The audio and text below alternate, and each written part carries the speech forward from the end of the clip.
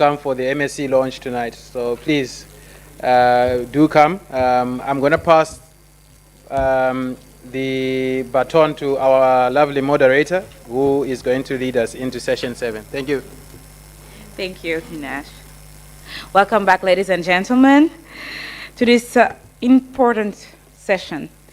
We thank you for your presence this afternoon. We know it's been a long 2 days, and for that I have 30 seconds, a 30-second activity to recharge.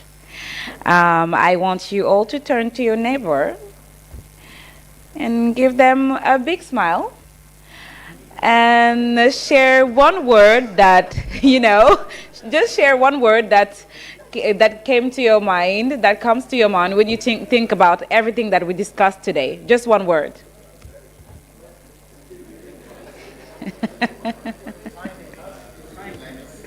Findings, yeah.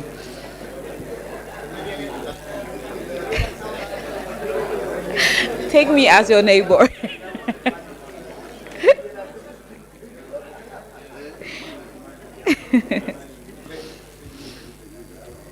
Thank you.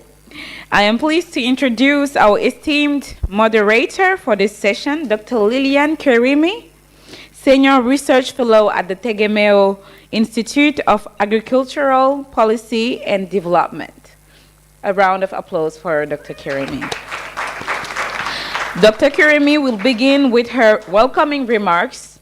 She will invite Mr. Alan Redison to deliver the opening remarks, and then to set the stage for our discussions around PPVC, we are honored to have Dr. Tracy representing BFAP from South Africa. Please join me in welcoming Dr. Kerimi once again.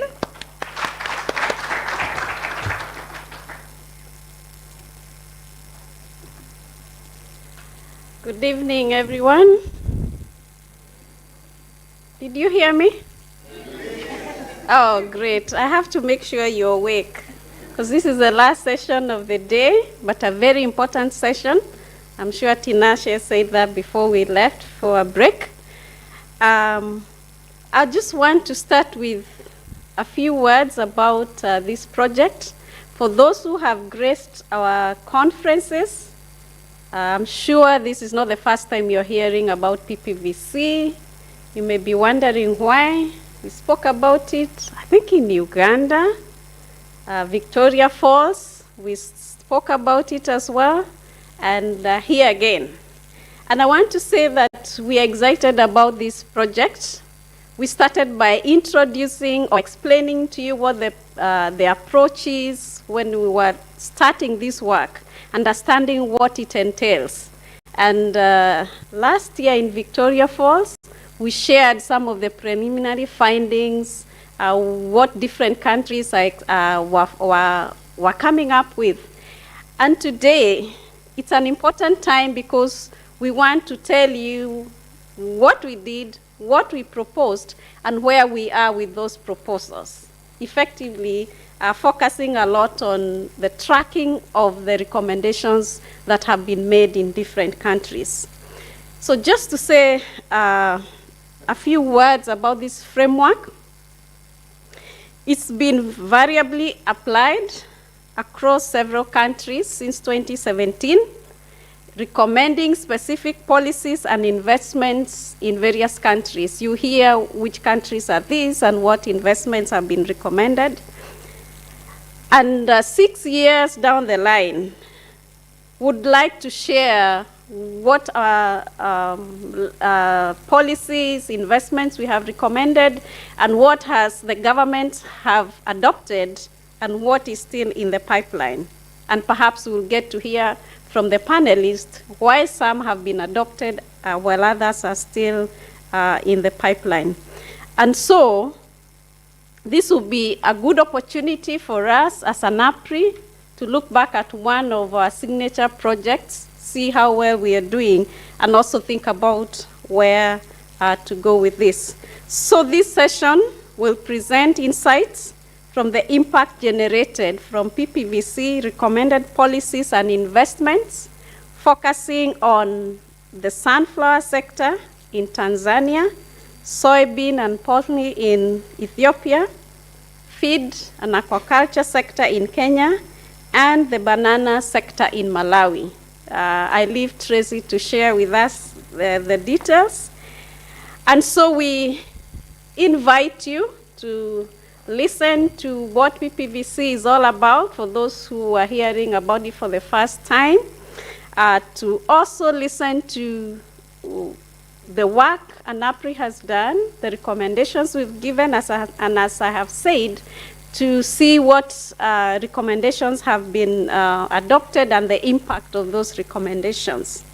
So for this session, we'll go a little faster because we are behind time, but the session is organized as follows.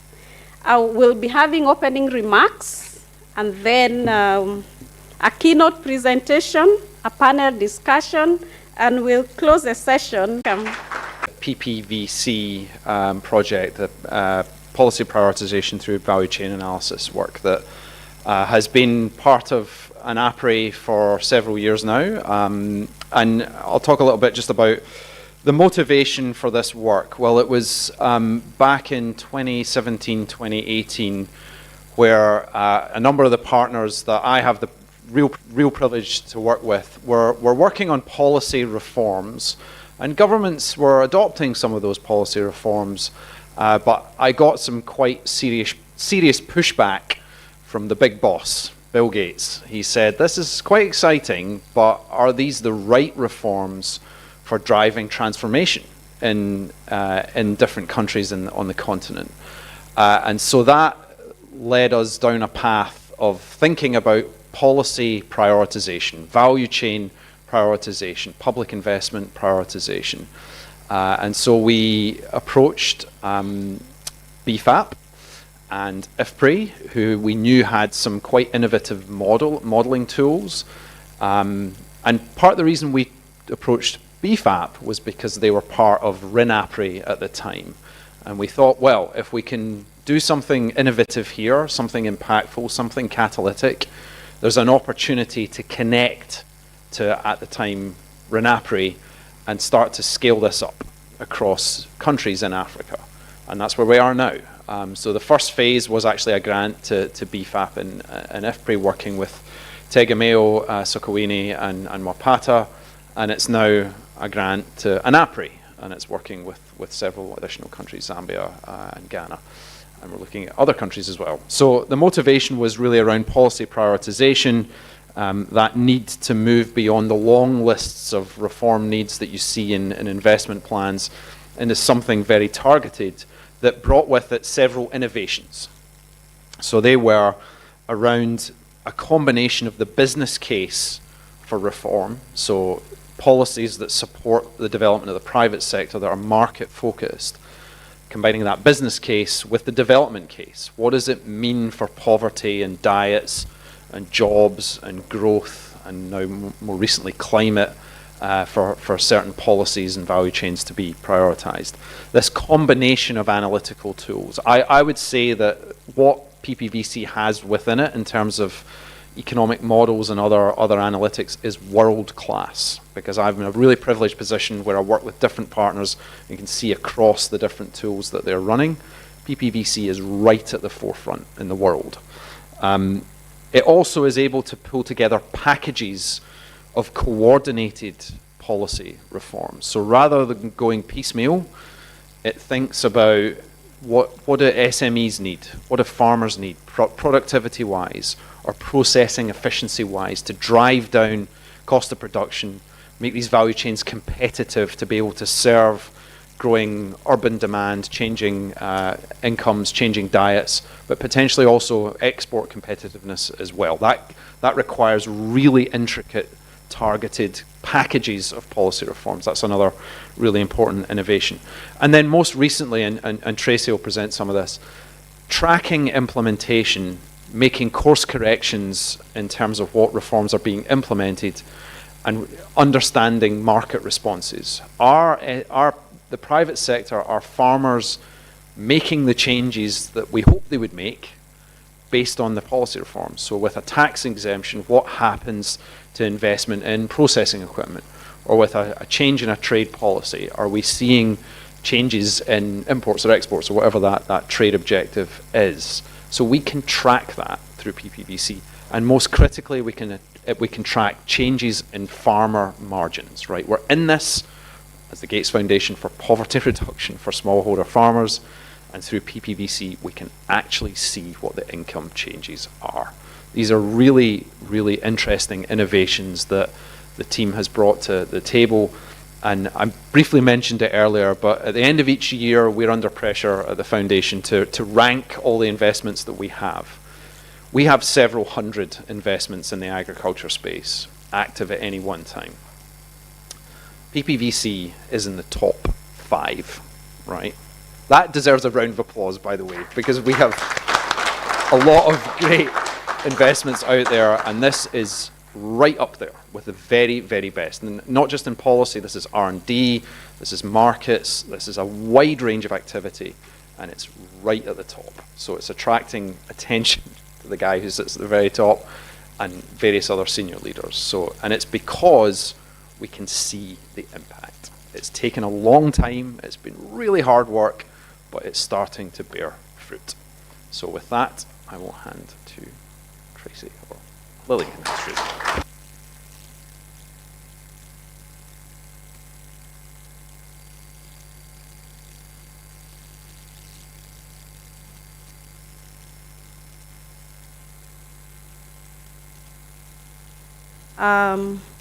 Now we are going to hand over the mantle to Dr. Tracy Davis, who is going to tell us a little bit more, not a little bit more, why PPVC is attracting interest. We need to hear whether that impact is as great as Alan has put it. Are you attaching dollar value to policy reforms? I think I heard Alan say that before lunch. And so the presentation is on articulating policy wins for PPVC policy reforms. And the presenter is, as I say, Dr. Tracy Davis. She's the Executive Director and Manager, Commodity Markets and Foresight at the Bureau for Food and Agricultural Policy, BFAP, in South Africa. BFAP is a founding member of ANAPRI. Over to you, Tracy.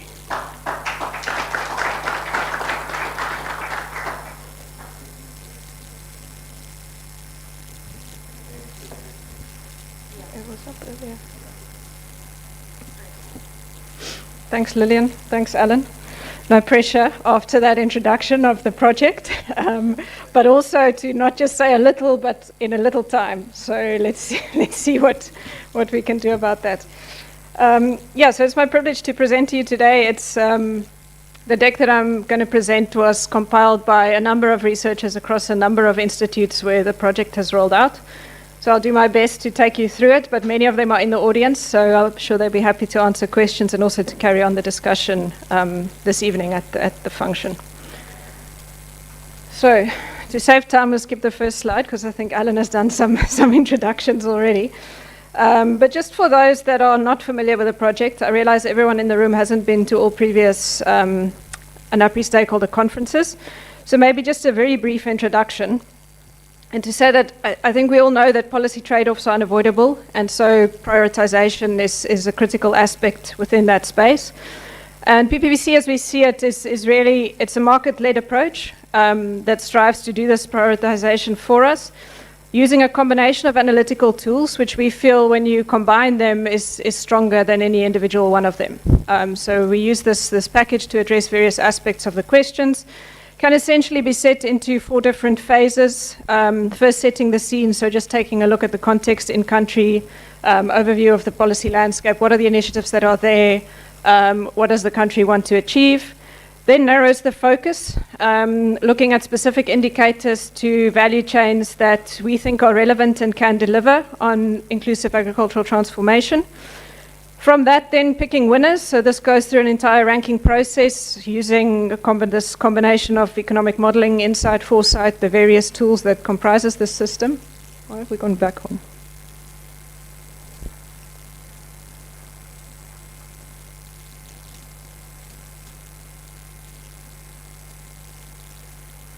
It seems like the slides are moving on their own here.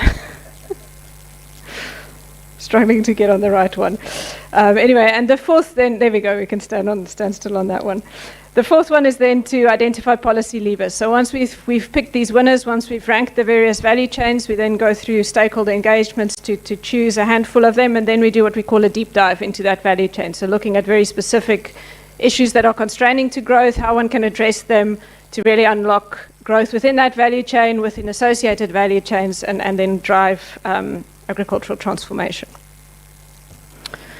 So as has been indicated, it's been rolled out in a number of countries in recent years, started in 2017 in Tanzania. There we looked at 12 value chains, 2 deep dives. Kenya in 2019, again 12 value chains ranked, 3 deep dives. Ethiopia in 2020, Malawi in 2022, and currently busy with the ranking process together with the ANAPRI Secretariat and in-country partners in Ghana and Zambia. So these countries are obviously at different stages of implementation of the project. And when it comes to measuring impact, of course, it gets easier to see impact in the countries that rolled out right in the beginning, where there's been some time for implementation, there's been time for investment to follow, and we can start to see more actions. So when we present the measurement of impact, I think one should also see it within that context, that some of them have had a lot more time to show that than others. So it's really, the project has looked at a diverse range of value chains. I think it's gone well beyond the traditional focus on food staples, often looking at high-value commodities, export-orientated commodities. When we consider the impact of the reforms that we've seen and the project as a whole, so to say, we can sort of set them into 4 different categories. So the first is early on in the work that we do, and it speaks to ground truthing data within that market-led setting. So because we use this tools, this set of economic models, and we look at various data sources, we often end up finding out quite early in the process that the starting point is completely wrong. And I think when one wants to set targets and initiate growth, it's important that you start from the right point. And if you set your targets, if you start from the right base, that's obviously a very important place. So we see that as integral in terms of its impact. There has been policy adoption, implementation in most of these countries. I think the only one where we haven't seen a concrete one is Malawi, which is really early still. The results have only just been represented fairly recently. There's also been business and development impacts. So we've seen a lot of anecdotal evidence pointing to investments within these value chains. So things changed in response to these policy actions. And then we actually saw private sector come in many instances and invest and expand their production processes. And then, of course, there's also spillover effects. So in many instances, if you make interventions in one value chain and you initiate growth, it touches on existing initiatives, it touches on alternative value chains, and you actually see a much wider effect than what was envisioned only in that very specific value chain. So as I said, it was implemented in a different context in the different countries, so I think it's important just to highlight that before we consider impacts. So Tanzania was first to roll out. It was a very direct ask from government with a short turnaround.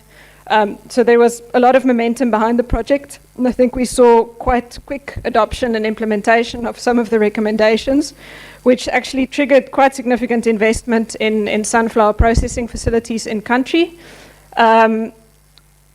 This investment and this expansion then also enabled many people to benefit from some external factors in the sense of global market dynamics. When we had the war going on in Ukraine and vegetable oil prices rose, then these companies could benefit from that.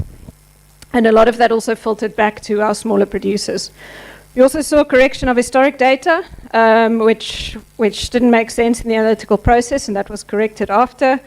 And then also in the work that we did for cassava investment, that was stopped because Malawi the same, so a very wide footprint by the local institute, the ANAPRI partners there.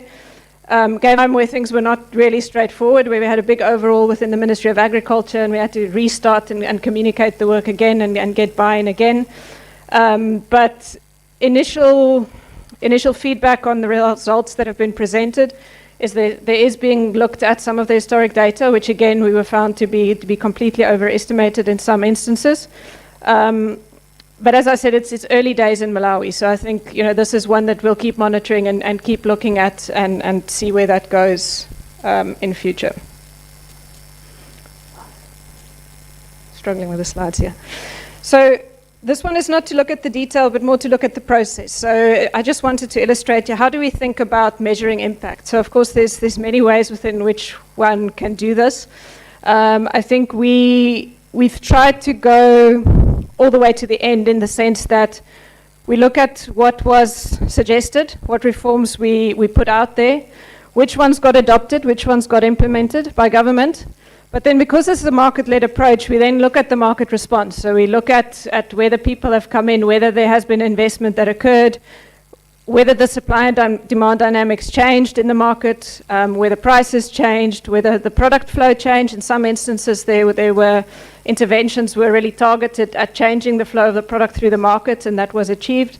And then we relate that at the end of the day to margins. So as Alan said, are your small producers, are they really better off or not? Are they making more money than what they were prior to these interventions? And I think that's the crux of it. So we want to see these impacts through the chain, but then we want to see, does it spill all the way back to our producers, where we're looking to see additional investment in productivity gains and so forth. So with that, I'll go to some specific country examples, and we've sort of placed them in order of where we rolled out first, so implementation. The first one here is Tanzania, and we're focusing this specifically on sunflower. Oh, this mic is very temperamental. So you'll see on the slide, it's a busy slide. We had some interventions that were proposed. So there amongst them was increased availability of high-yielding seed varieties. So many of these exist in country, but they was not sufficiently available. Then there was some VAT reforms. The one was exemption on materials procured specifically from SMEs. Should we be further away? And then, the other was on imports of processing equipment. So we were looking for processors to introduce new technology that can extract more oil from the sunflower. So the incentive was introduced for that technology to come into the country. Then there was also an increase and, more importantly, an harmonization of tariffs across crude and refined palm oil. So there was a tariff differential here, and then products got misreported as crude oil when it was actually refined, and this was causing a lot of discrepancies. Some action reforms. We've seen increased R&D budget by 37%. There was a public-private partnership initiated specifically for seed multiplication to improve the availability of these high-yielding seeds. There was subsidized OPVs distributed by government. There was hybrid seed distributed by private sector through a contract farming model. And the VAT exemptions were applied. So there was a VAT exemption on sunflower seed cake when procured from small producers, and for companies that do both, that crush and refine. So this refining was a critical step, so they had to do both of them. Some impacts that we calculated. So in terms of smallholder income, we're looking at 1.2 million households, almost 200% gain in gross margins from 2017 to 2023. Of course, these percentages can be high when it's from a small base, but when you look at the number of households and the income per hectare, that amounted to about $93 million in smallholder income in that country. There was investment to add value. So 85 million approximately US dollars spent on commercial processing equipment, mostly by big companies, but also by some small and medium crushers. That yielded additional processing revenue, so looking around 84 million US dollars in additional revenue, particularly for cake that was procured from small and medium enterprises which couldn't extract all the oil from that cake. That then flowed back into your bigger commercial processors who extracted additional oil from that cake. So this was a significant additional value add, and sort of repositioned these smaller processors within the value chain. And then there was Forex saved, so about 190 US dollars saved in Forex as a result of reductions in palm oil imports. keeps wanting to go twice. So this is just some pictures. So it relates to the same impacts that we showed you previously, and just shows you some examples of how we did this. So the bar chart, the blue and the grey bar chart, that's showing gross margins across the value chain.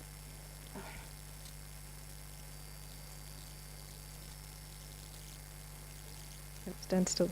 Right. So we looked at margins for small producers, for commercial producers, for small crushers, for your larger crushers, crushers using mechanical technology, crushers using solvent extraction technology, and then also for traders. So really looking across all the different nodes of this value chain, what was the gain in gross margins? If you sum that up, looking at $135 million in additional revenue from 2017 to 2023, where we looked at. As I said, there was investment in processing facilities. That's on the map at the top right of the slide. The flow chart is not designed to see the detail, but just that there was a redirection of product.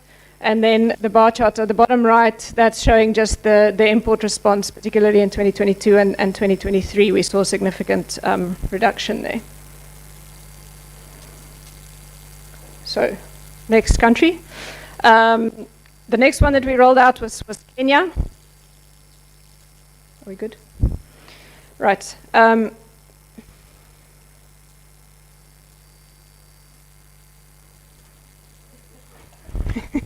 You need to go very slowly with this clicker. So again, several proposed interventions. One was an increase in tariffs on imported fish. So we found that our local producers were struggling to compete with tilapia imports from China, particularly. So there was a lot of market space, but from a production cost perspective, this was a challenge. So there was a tariff to be introduced there. Not a permanent solution, so it's something that we saw as sort of a catalyst. It's a young industry to help it to grow, to reach a scale and a critical mass where local feed production, etc., starts to make sense. It can get more competitive, and then in the long term, that tariff can ultimately be removed.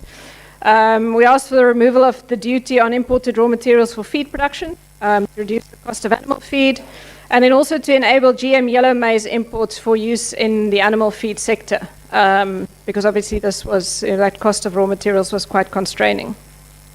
In terms of reforms that were actioned, we're going to try a new one. Right. We saw actually an increase in the tariff on imported fish. It was 10% to start. It increased to 25%, later to 35%.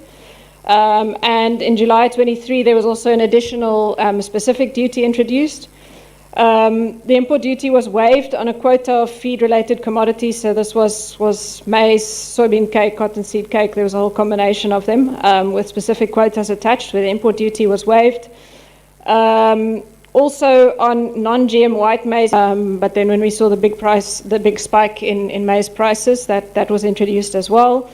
And then the government vacated the ban on GM imports, and this has been a bit of a process. It was vacated, and then it was challenged in court, and it's been an ongoing process until it was recently finalized, that court case. So there's probably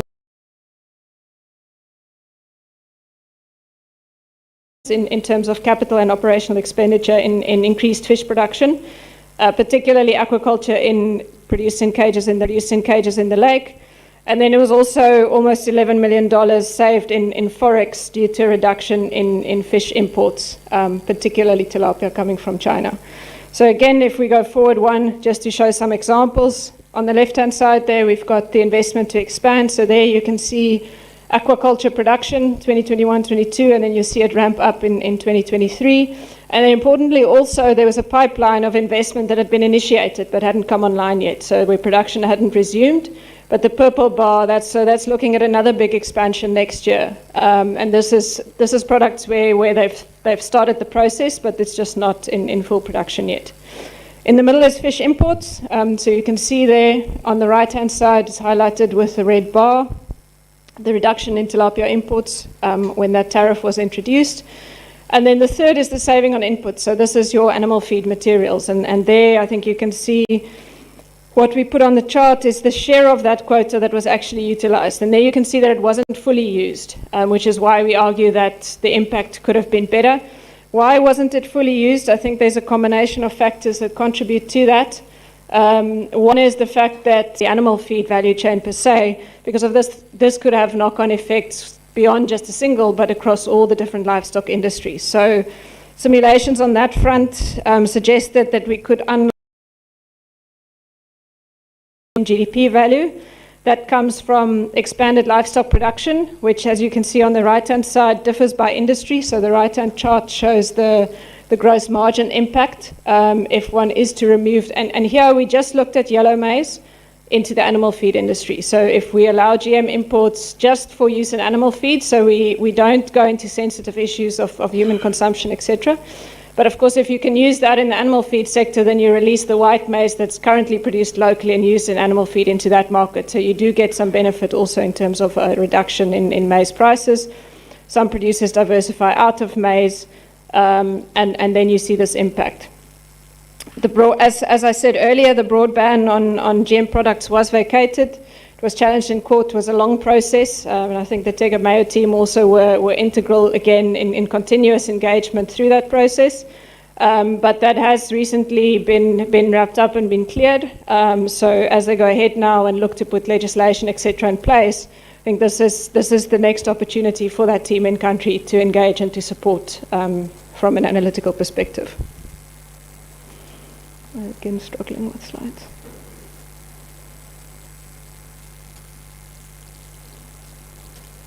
There we go. Sorry, takes a while. So the next one was Ethiopia. So of course, Ethiopia doesn't have an ANAPRI partner. We still worked with the local institute there, a research institute in country, but there's no, of course, recommended they revisit that, and then eventually they went for a 60-40 split. Interventions into the livestock master plan to prevent possible collapse of prices in that industry when you're just pumping. Small farmers were actually worse off, so their margins as a result. Small farmers were actually worse off, so their margins as a result of this price collapse declined by anything from $110 to $170 per hectare, depending on production system. So this is 23 to 35% because of this price collapse.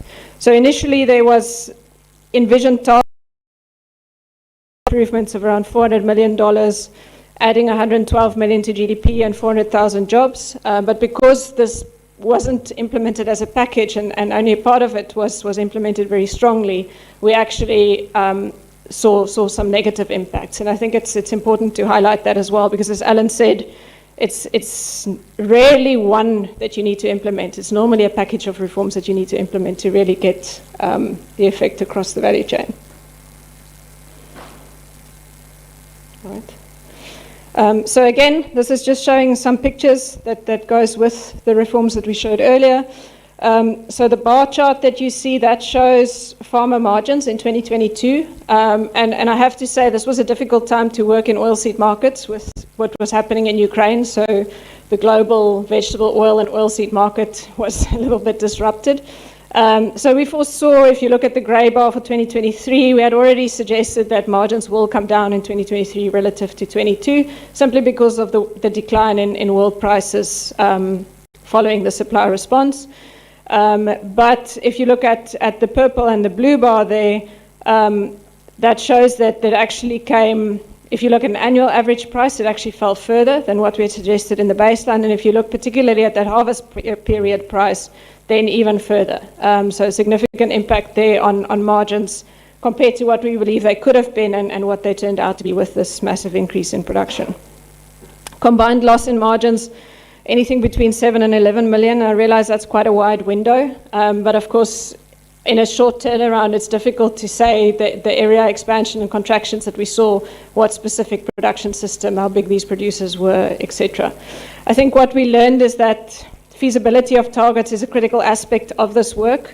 So looking at the targets being set, looking at the value chain, at the market, what can it absorb, what will be the price response when we see these projections, and to balance that, to make sure that when this investment occurs to expand production, that's sustainable in the long run. Because if you overshoot in the short term and prices fall too far, then your producers pull back again, and you don't unlock that investment for the longer term.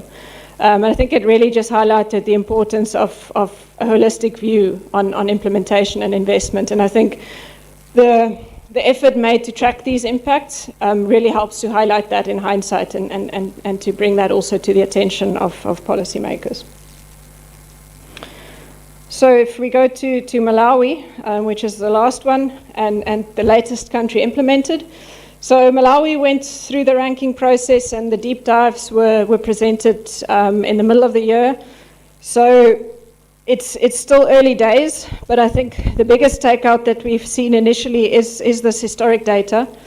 So when we looked at the historic data and the historic government data, there were significant differences. So bananas around 3.5 times more being reported than what our analysis suggested there was in country. Soybeans less, only 44%, and poultry almost 3 times as much being reported as what the analysis suggested in country. So of course this has implications because they have this document of their growth targets, which is compiled based on the base of data that's 3 times less than what they think it is. So of course then your targets are also completely unrealistic if you consider that base.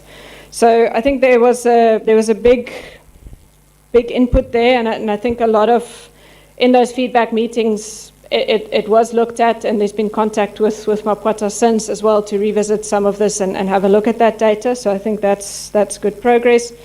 And then the last one was a request that actually followed. We're going to get to the last slide here. There we go. The last one was a request that actually followed after the deep dive results were presented.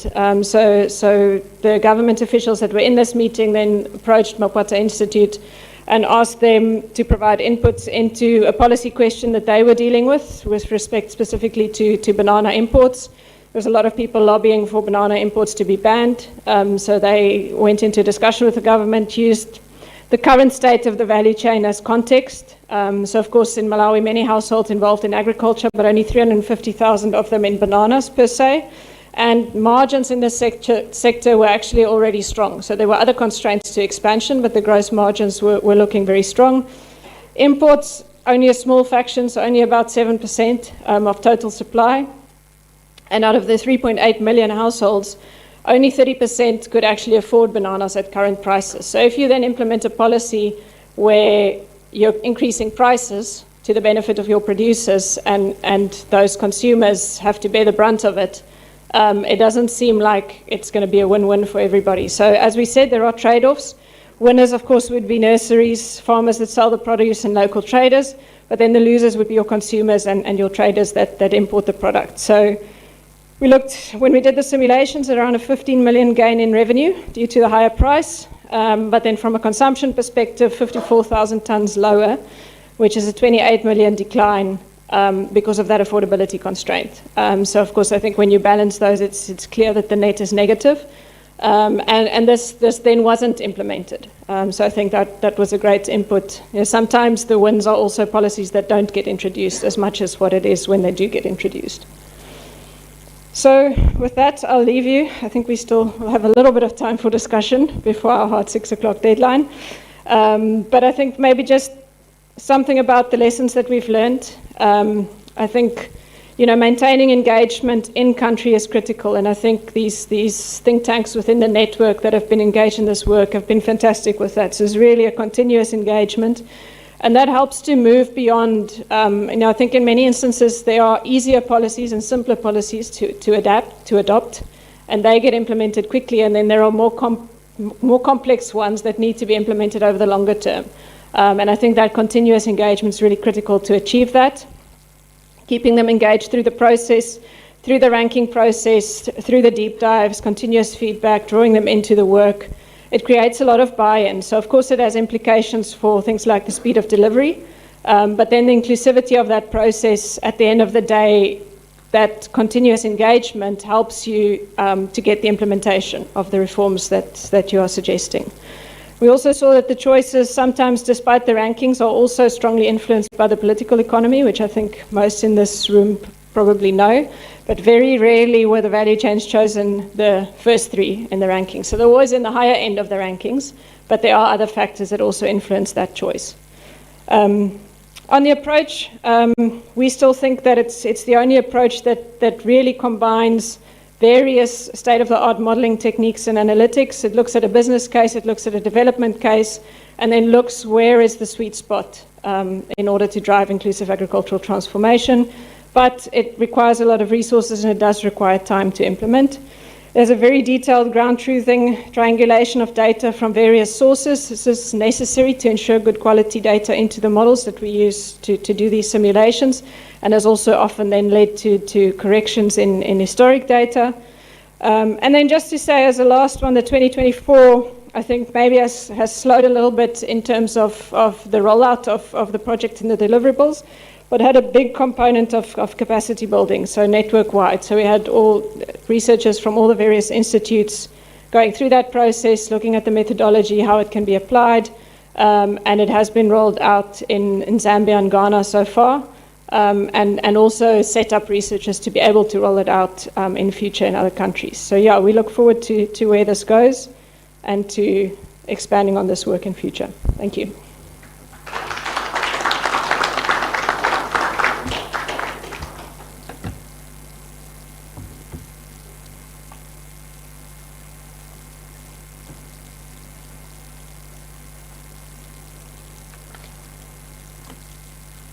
Thank you so much, Tracy, for that presentation. I hope you listened to the dollar value attached to those reforms. And I can see why Alan is excited about it. Yeah, we saw what it means when those reforms have been implemented, what it means in terms of GDP, jobs that have been added, increase in farmer incomes, gross margins, and I think that's what also our policymakers will be interested in hearing. What does this mean for me? What does this mean for the sector?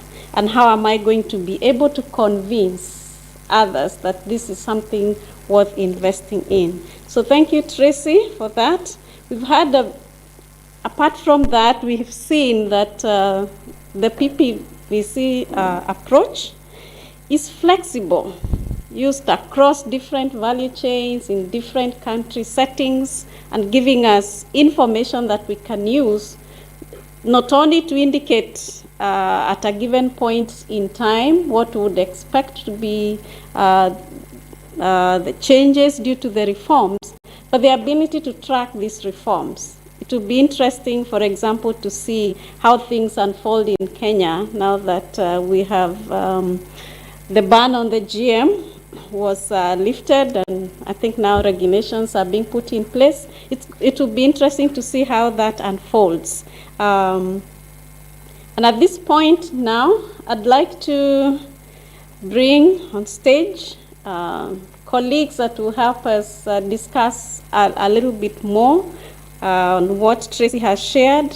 So we have 5 panelists, and yet we have very little time. We'll see how to manage that. So please bear with me. We may engage you for a very short time, but I think that is still necessary. So the first panelist is Mr. David Ombalo Otieno from the Ministry in the Agricultural Policy Research Institute. Coming the stage. I like what he says here. He started his career as a farmer, but later turned his hand to lecturing before joining the South African Civil Service.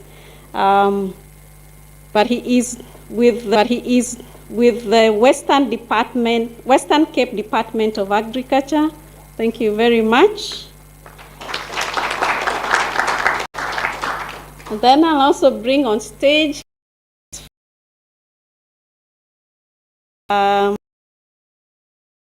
Kalaba, who is a senior analyst and executive director at the Bureau for Food and Agricultural Policy, BFAP, in South Africa.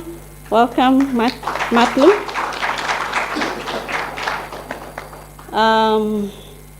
And then we have Dr. Henry Kwankwaba, I said he's an ANAPRI colleague. We see him so often, so I think we have now adopted him into ANAPRI.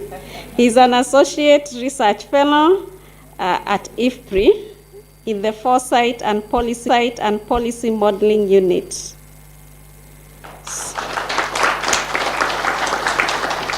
So thank you very much, colleagues, for joining us. Let me join them there.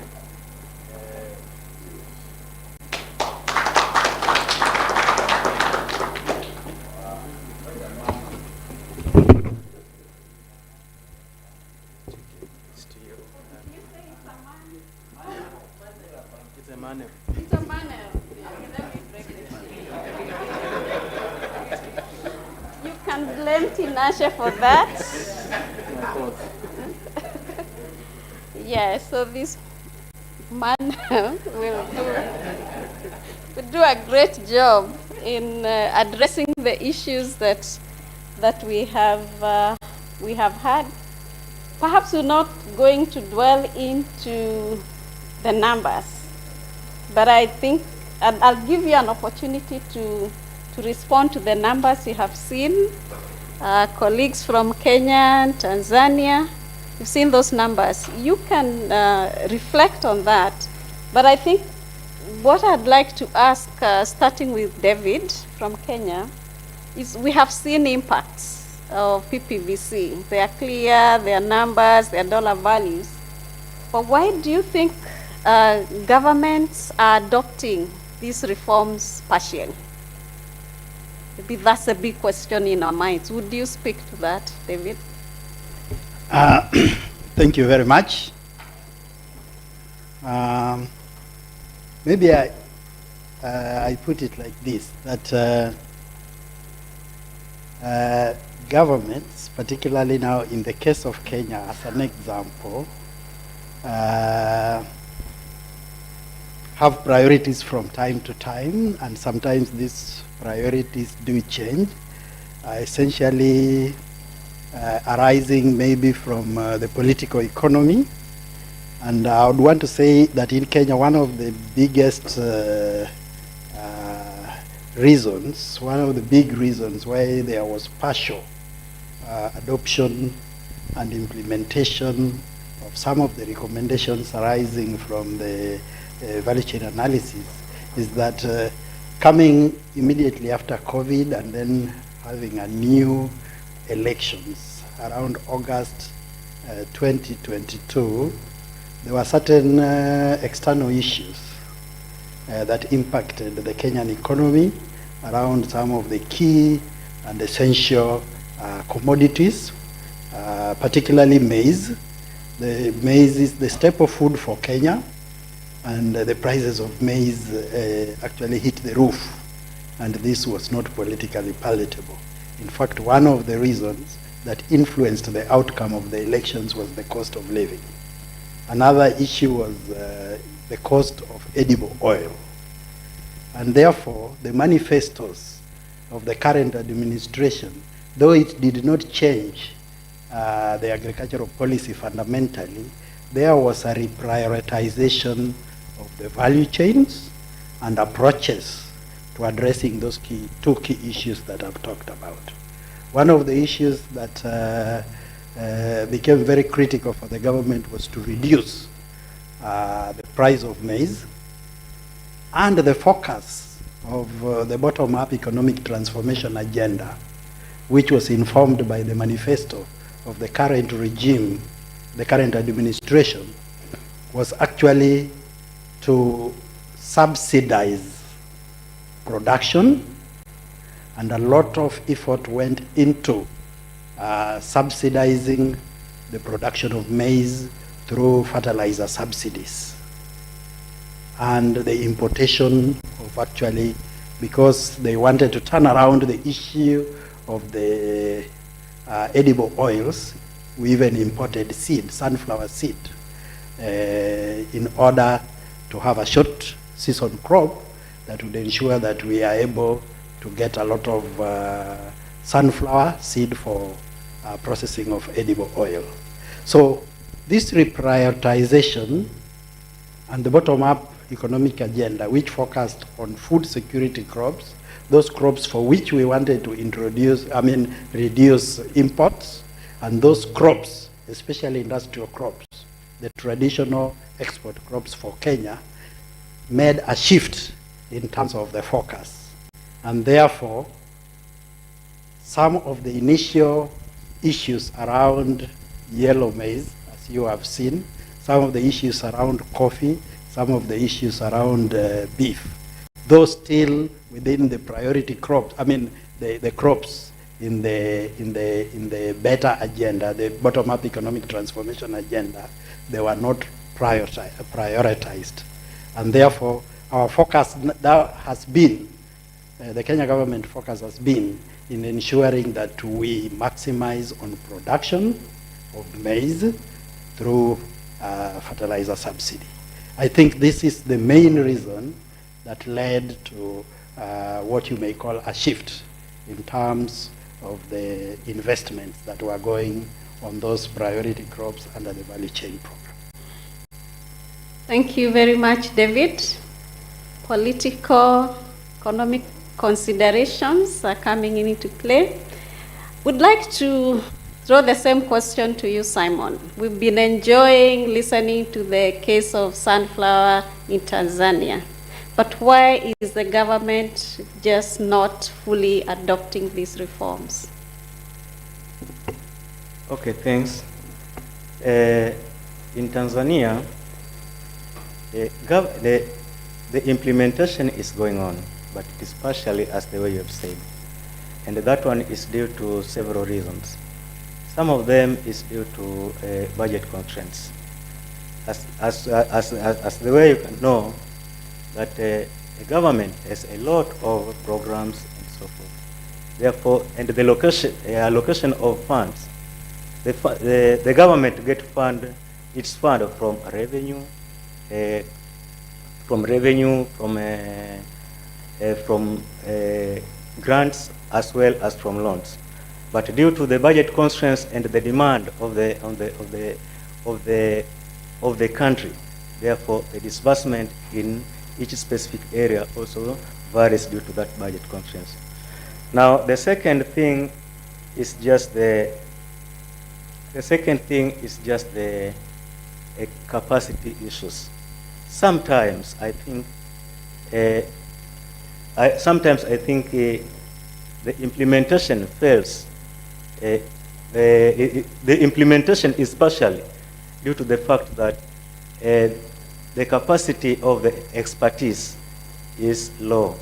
Therefore, there is a need to empower them in terms of training. Another thing on this capacity is just the institutional capacity. And that one is just implementation is carried out at the lower level. And in Tanzania, we have got 184 district councils where the implementation takes place. But the capacity, those who have that knowledge are in the ministry. Therefore, due to that fact, even if you trickle down the implementation, the implementation cannot efficiently take place. Now that one makes it being partially implemented. Another thing that I think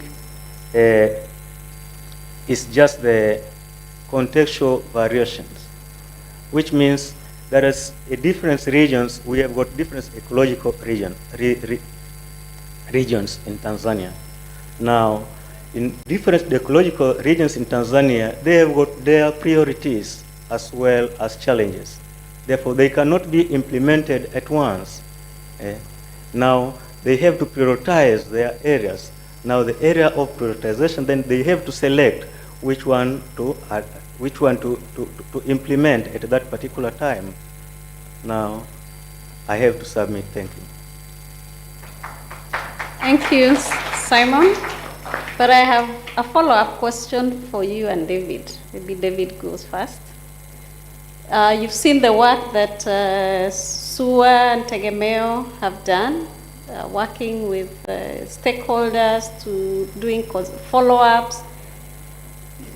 And you've given us the reasons why you think there has been partial adoption. Going forward, because the work continues, what do you think Tegemeo, SUA, and other think tanks should do in order to ensure that they continue to support government demand for data and evidence?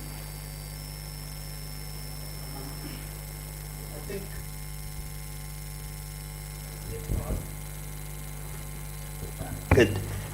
I think one of the areas is how we can deepen the engagement between research, particularly around value chain analysis and policy decision makers at the ministry. And I would say that particularly in the choices of the value chain that are also aligned to the political interest of the time, so that the value chain analysis can be informed by government priorities that also speak to the political economy.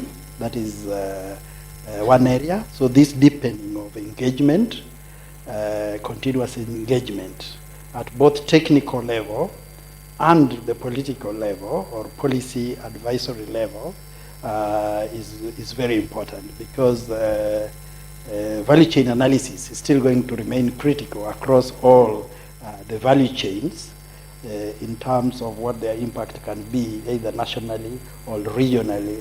And just like my colleague in Tanzania has explained, our 47 counties also have priority value chains, necessarily aligned with the national value chains. So the tool is still a very, very important tool. Another area is capacity building.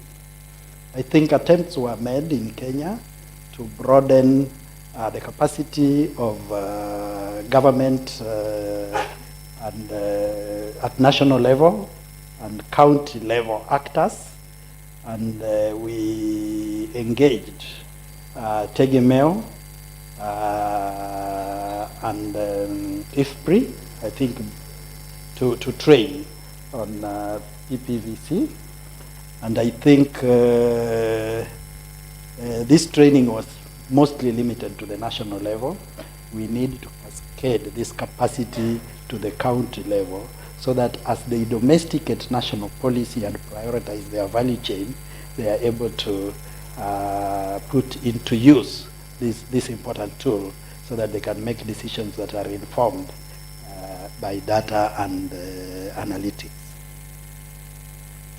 Thank you, David. Simon, the same question to you. To me also, I think capacity building is very important. And the institutions have to provide that capacity building to policymakers, especially on the interpretation of the data or information they produce, as well as the data usage.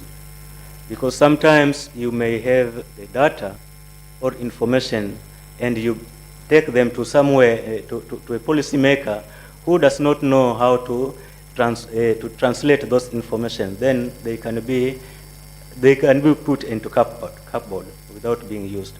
Therefore, there is a need of to give capacity to the policymakers. And after giving the capacity to policymakers, then I think there is also a need of publishing those information or findings. They should be published into the forums, influential forums, and the stakeholders who are key stakeholders should have been given those informations. If they are given informations or the findings which come from the research, then they can take them and make use of them. But the influential is very important. Influential forums. If you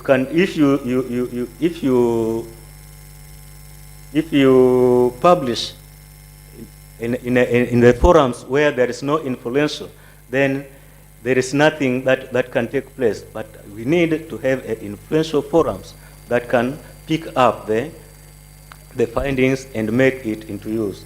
Another thing that I think is just to conduct a tailored research. We need a tailored research. The research that are policy oriented. They reflect a policy orientation. Thanks. Thank you very much. Let's now turn to Dr. Trotsky. We didn't see South Africa, but I know you have engaged in the past with BIFAP, and you have been a consumer of the PPVC analytics. And I'd like you to tell us, maybe I'll ask you the two questions together in the interest of time. The same question I have asked my colleagues here. How can policy research institutes and think tanks get government to demand and pay for PPVC analytics? And I want you to reflect on what we had yesterday when we were talking about localization. We talked about African-led, but we also need to add African-funded. So how would the policy research think tanks get government to demand and pay for PPVC analytics? That's the first part of the job. And the second one, and I think the colleagues here have alluded to that we are not just dealing with the national government, but there are subnational governments as well. So are there variations between the functions of subnational and national governments that policy research think tanks need to pay attention to as they engage and try to leverage for funding? I hope the two questions are clear. Chairperson, thank you very much. If you will allow me, before I go to the two questions, and I'll try to do that as one, I just want to make two comments. The first comment is, yes, you are totally right. I was first a farmer, and then I went into the teaching and government and things like that. And the reason for that is I realized it's much easier to tell other people what to do than to try to do it myself. So that's the one comment. And the second comment, in response to you saying there's no South African case study. I actually was, while you were talking, Tracy, I was thinking about the soy value chain and the work you've done in the soy value chain, where South Africa was a net importer of soil and soil oil cake to being self-sufficient in that. And that changed the whole feedlot industry to the extent that South Africa has actually become an net exporter of beef. Sorry, Namibia. We always was a net importer from Namibia and Botswana in beef. Now we are exporting. And that's all of, well, not all, but I think beef have played a very crucial role in that process. To come back, I just want to add one thing also. This morning we had a lot of talking about food security and food self-sufficiency. And why value chains are important and understanding value chains is, in the case of South Africa, the price of maize, half the year we are a net exporter of maize versus when we are a net importer of maize. Just think about the impact of that on household food security. So for that reason, it is important that we've got strong value chains on the export market, because in the end it has got the impact on household food security. And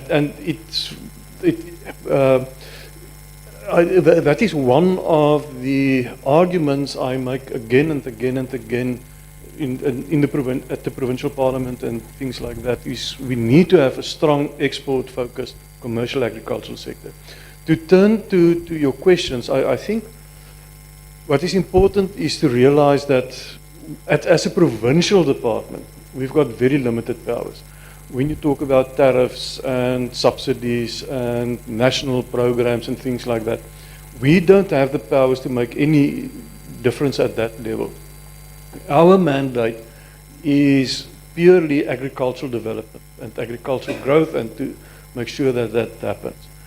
So we are forced to look at all potential levers, because a large part of what we need to do is to convince other spheres of government that here is a case, something that we need to invest in, and for that, the whole process of the value chains become important. I'm going to use the same example I used this morning of the Brandvlei project. It's a quite simple, straightforward project, but we needed to hook that to a particular case, because government has got also limited resources. Well, to talk about the concept of government is something else, but that's a debate for another day. Has got limited resources, and when we go to provincial parliament to negotiate for our share of the budget, we have to compete against health. The health department are sneaky. I don't. Every time just before the budget cycle, there's something on the N1. An ambulance door flew off, and the patient landed in the middle of the road. And it gets into all the papers. So when the Department of Health walk into Parliament, they say, we need more money, our ambulance is in poor condition. Then we have to come in there and argue for agricultural development. So we need a very strong hook to latch on our argument. And that is where the whole concept of looking at a particular value chain come in. Now, in this case, we use the wine industry as an industry to hook this on. The project has run its course, but what we now see happening in that area, it is not only the wine industry that's benefiting, because it's also about the rails, it's about the road, it's about the harbour that need to be addressed. And we see a lot of actually vines being taken out and citrus being planted and other deciduous fruit. So although the argument was originally built around the wine industry, we are also seeing other industries going strong in that case. And of course, at the national level, there's an agriculture and agri-processing master plan that is also very strongly focused on value chains. And we could give as our contribution to this national project, we could give this particular project that we are focusing on. I just want to make two last comments, and the one is about policy research think tanks. What of a thing is that? Is that something that is trying to be established outside the processes?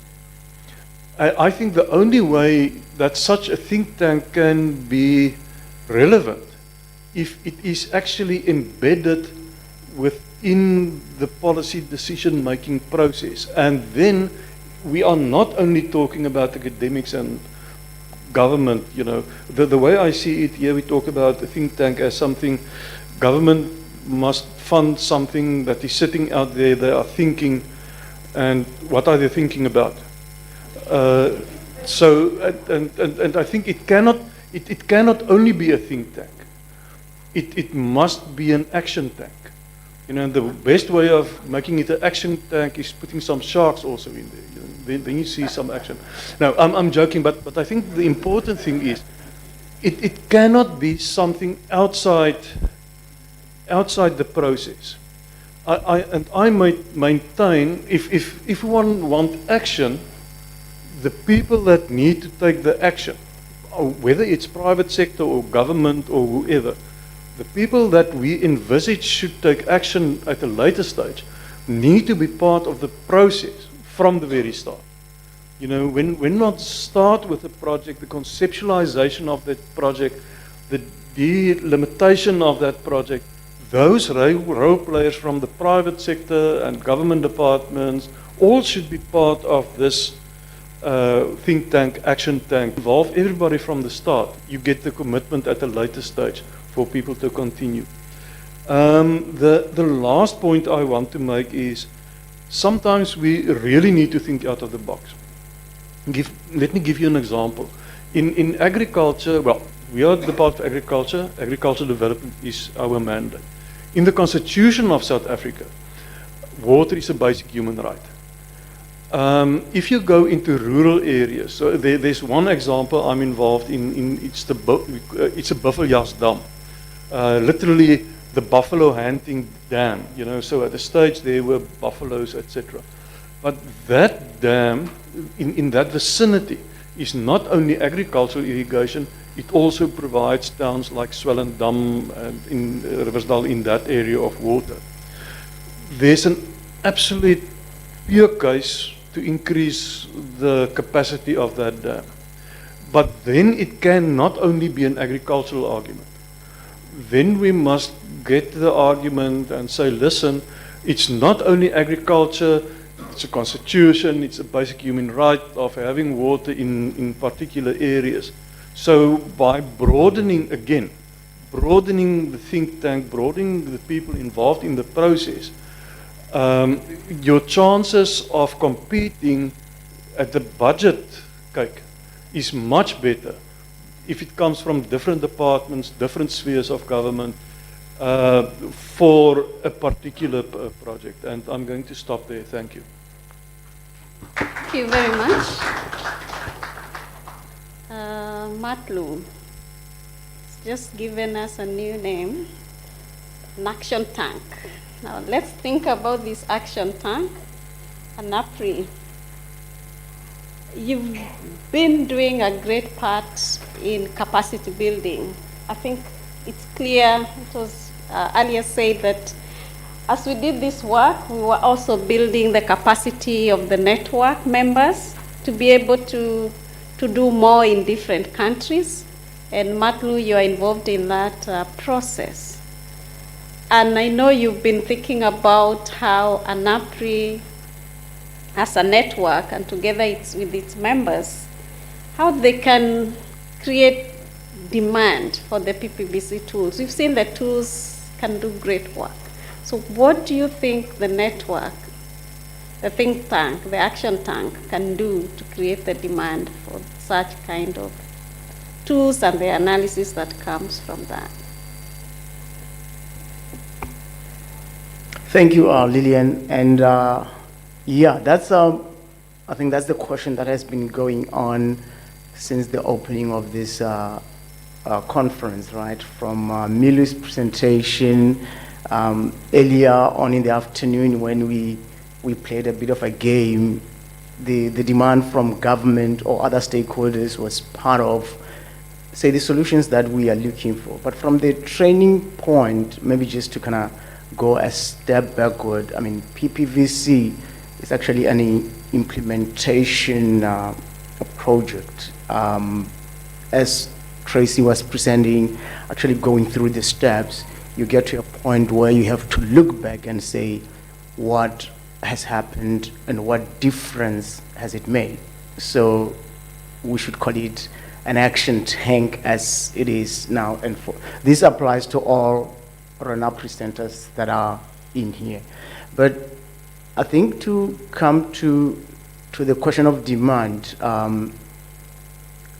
Tracy illustrated a bit on that when she was talking about the case of Malawi with bananas, a request from government to look at the impact of reforms that may be considered regarding the banana as an industry. That is a start, but that is a demand that was driven from the work that was done. But for me, it has two elements. A is the technical part, which is part of the capacity building. So by training from the fellows, the fellows who are internal researchers to do the technical work, that for us is generally an easy relatively easy, in the sense that Milu showed the capacity, the qualifications of employees within the centers. So you have masters and above people to train. Actually not training them.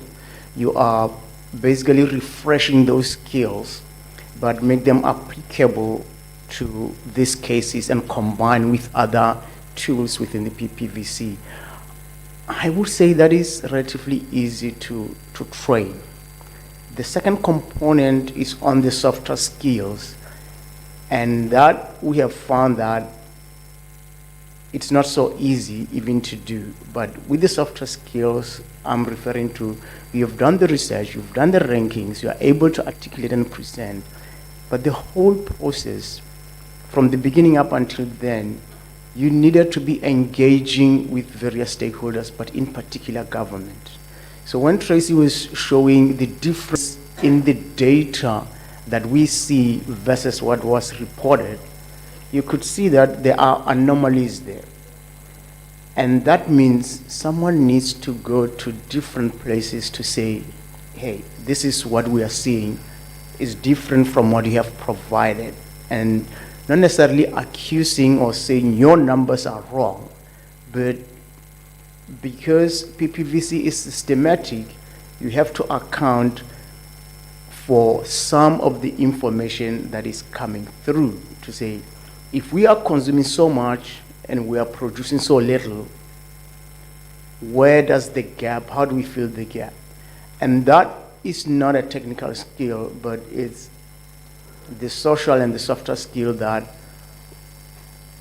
when you engage with those officials, they also realize the need on their side. They need to bridge data gaps because the policies and whatever happened in the past, the budgets were based on the very same numbers that need to be looked into. But just to conclude is that building those relationships over time translate banana reform into going forward. Now let's talk how we pay for this. You clearly need this, but we have to pay the lights as more part. We have to pay the employees.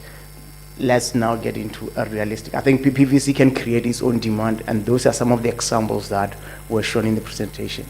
Thank you. Thank you, Matlu. Last but not least, Henry has been a technical partner, a trainer in the network. And I said we have almost adopted him into ANAPRI.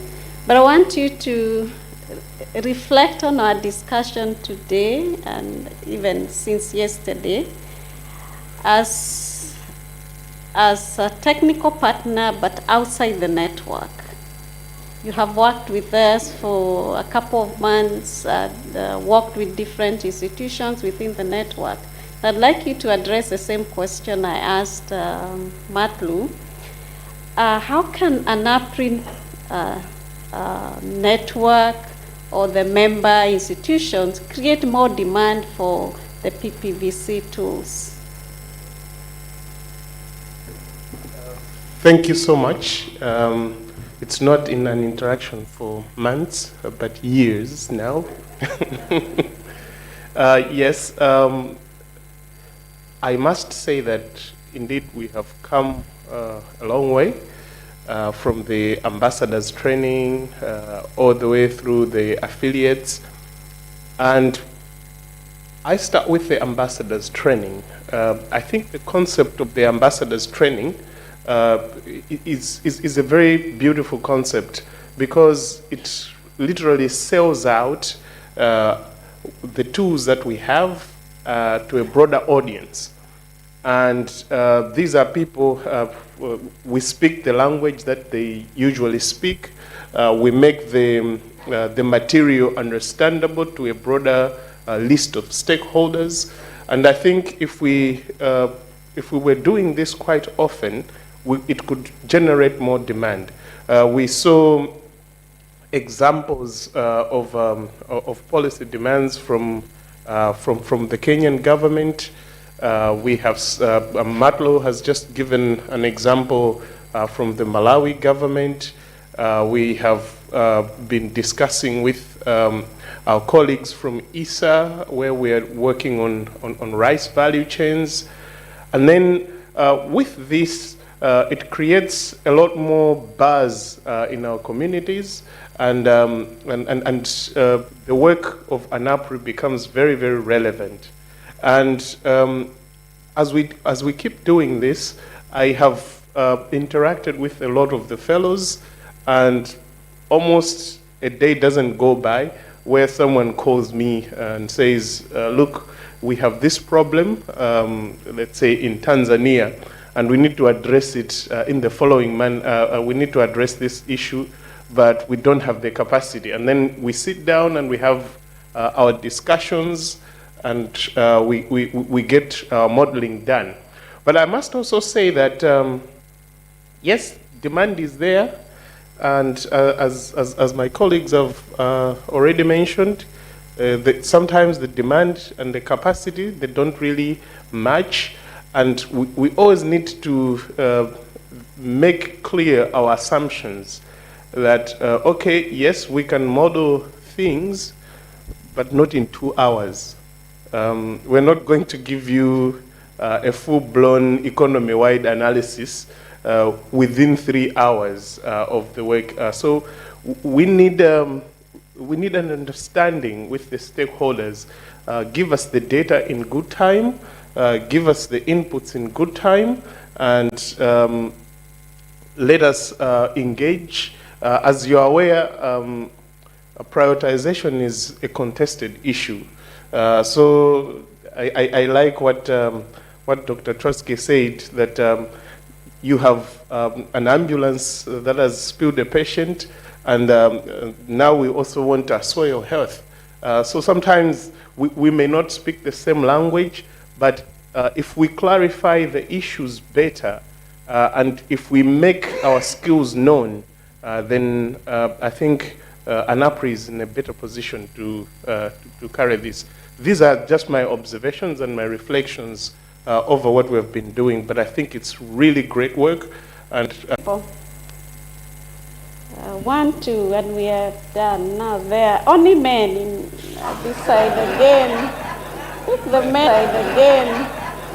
The men are more interested in these tools and analysis. Okay, let's have you go first. Thank you. You know, recently in AGRA, we've been interested in political economy analysis, and some of it emerged actually from this work, particularly oil seed in Tanzania. We've been trying to engage agro-processors to create that demand pool, you know, for the value chain transformation. So some of the private sector we've been engaged, a Malay Singaporean company. So they were interested initially putting a crushing plant, but they pulled out. The reason they mentioned was, you know, some high-level politicians are actually smuggling refined oil into Tanzania, so will not be able to compete against that. So in your value chain analysis, do you look at some of this kind of potential, you know, political economy issues that could undermine some of the impacts and projected, you know, outcomes of this analysis? Very much.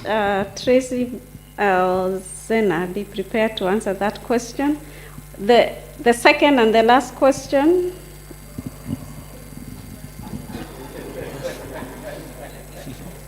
Okay, Andrew, yes, go ahead. Okay, thank you. Primarily, I see 4 big themes coming out. The first has to do with the fact that we do have a reliable oil, and its foundation seems to like the approach, and that is a huge opportunity for ANAPRI and its members. The second point is the fact that the engine is also working accurately, as demonstrated by Tracy. The methods are working, and that is also a good strength. We also find that in the seat as ANAPRI, there is a great strength also there. They are steering us in the right direction, but where we do have some weaknesses or threats has to do with the point that Matulu reflects on, that the soft skills to ensure that our policymakers are carried along is not quite there. And it's not because centers are not attempting to develop them, but the challenges are quite varying, and it's a moving target. So this year, maybe country A is doing PPVC, and then government changes. All the people you've been working with to get something implemented becomes a problem. So in thinking about the whole ecosystem of getting PPVC running, I think we should be very creative and form multiple associations with both those in government and those who potentially come into government. Thank you very much. Thank you very much, Andrew. I thought you'd clap for him. He has helped Tinashe summarize. The oil is there, the engine is there, the seat is there, but we need soft skills. Okay, Mike to Tracy, would you like to respond to that question? Okay. Thanks. Yeah, very, very good question. I think definitely something we've encountered. I mean, I wouldn't say it's the focus of the analysis, but when you do the value chain work, when you look at the different nodes, what the challenges and constraints are, it's something that does often come up. And I think in Tanzania, it was specifically something that came up. How you deal with it, I guess, is not always a straight and simple solution. It was part of the reason why we recommended at least the harmonization of tariffs, because within the tariff differential was an incentive to declare wrongly and bring it in like that, whereas the harmonization at least closes that door a little bit. I think there was some success, but not complete success. I think that's probably what I can add. I don't know, Zena, if you want to add some more. I know you worked quite actively on that as well.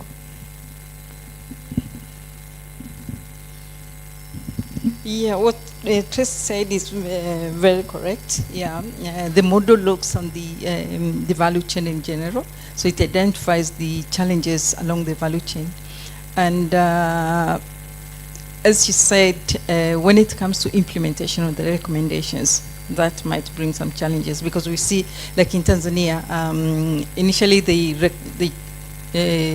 look at the tariffs, and some of the tariffs were raised, and then we saw the now correct declaration of, not declaration, correct classification of the palm oil. If it's refined, it's refined. If it's crude, it's crude. Yeah. But later, we saw some changes again. Because of COVID and the Ukraine war, we saw the tariffs again, they were lowered for the palm oil. And then we saw palm oil coming in. And again, there are other political issues. The illegal importation of oil is there. So when it comes to implementation, sometimes there might be some challenges. So what we need to do is a close engagement again. Yeah. If you do a close engagement, you can report, you see now, these are the numbers. Like we're looking at the importation of palm oil. Look at the official data. It was showing that the imported palm oil, the volumes are very low. But you look at the market, there's plenty of oil in the market. So you tell the government, what is this? Something is happening, we need to do something. So a continuous engagement can try somehow to address these challenges. Thanks. Thank you, Tracy and Zena. Please join me in appreciating this panel.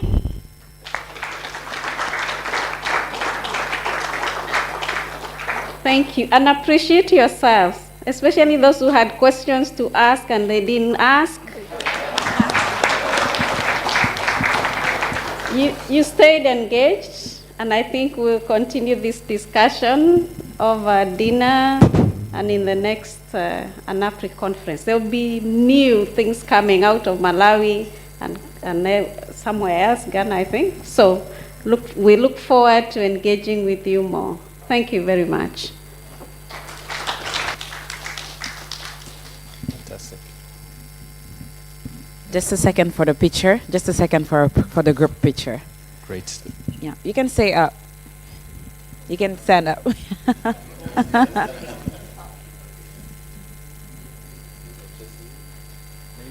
Yeah, Dr. Tracy and Alan.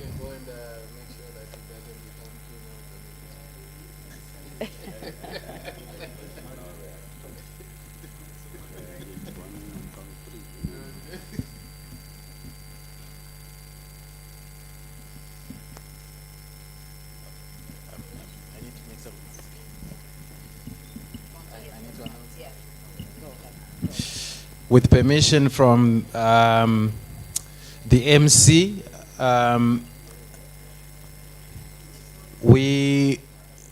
from here we will adjourn, and at 6:30 sharp we have to meet for our cocktail. We have an evening function where we are going to launch the Modeling Services Center, and we will talk some more. I think those who had questions, we can thrash it out over finger supper and wine and beer. So we look forward to seeing you. I think the cocktail is just right here. Yesterday, where we were at yesterday, we will just meet at that spot. For those who don't know, I think you just turn left here, and then there's a section right at the end. You will probably see, because there's some decor that is reflecting that there's an event for us there. So we look forward to seeing you in about 20 minutes for the cocktail, and we can catch up then. Thank you very much. Just a reminder of the private sale of local outfits, local clothes. It's taking place right now at the room scene. Private sales of local clothes. I think this is not working properly. Yeah, the room scene. The room scene. Thank you.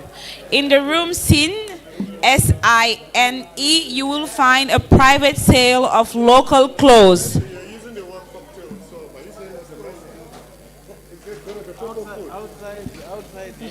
Hey.